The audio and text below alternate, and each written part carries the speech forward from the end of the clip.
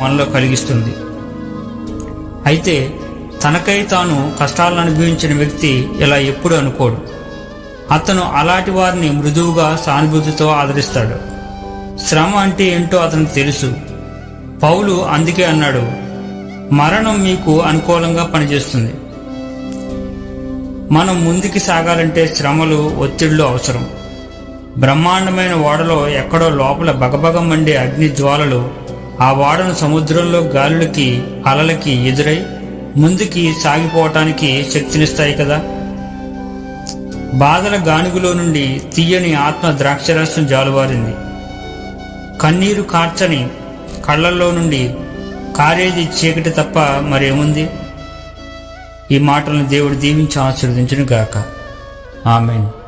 మరిన్ని ఆధ్యాత్మిక వీడియోల కొరకు లైక్ చేయండి, షేర్ చేయండి, సబ్స్క్రైబ్ చేయండి.